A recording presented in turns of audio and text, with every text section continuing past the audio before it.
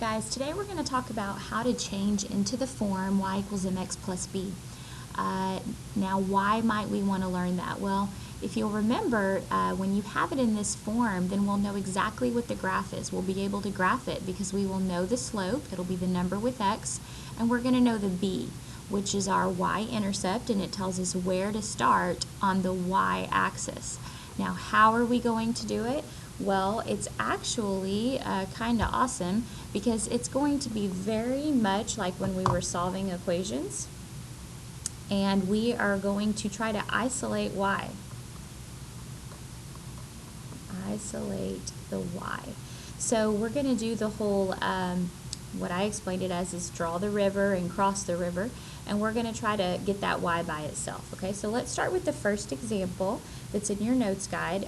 It says x plus y is equal to 3. So if we're trying to isolate y or to get it by itself, then the extra number is this x. So the first step would be to subtract x across. Now why do we subtract x? Well, it's the only way to take something to the other side of the equals. Okay.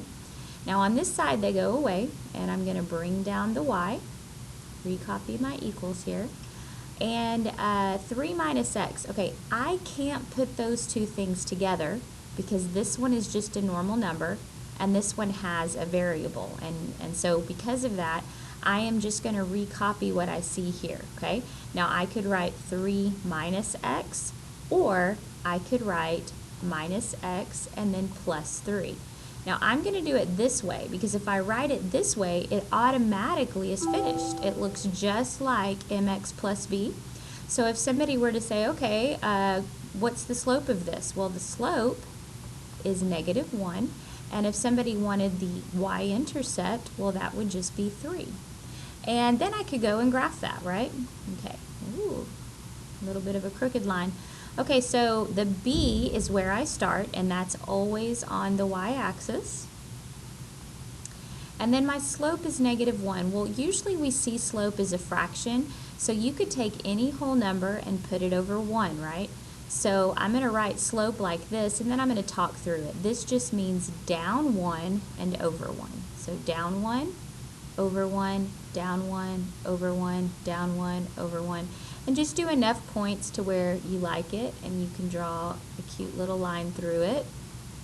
And that is how we handle this, okay? We're going to do one more that, in case it's a little bit trickier.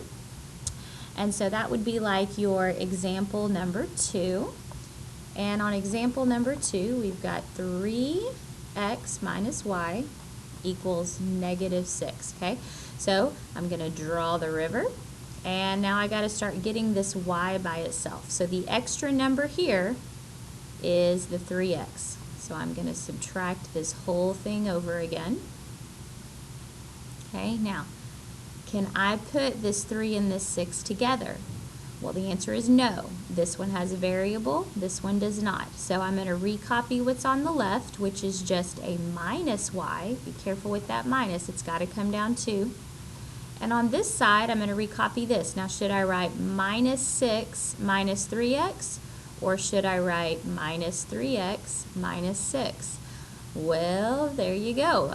You want that in the front because remember, the ultimate goal is to make it look like this. So now we're almost there. This needs to be a positive y though, and right here it's a negative y. So how do I make that negative y a positive y? Well, I can just divide by -1.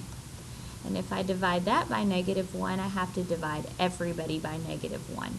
So the final answer is going to be y equals, okay, -3 over -1, -6 over -1, and that is my problem.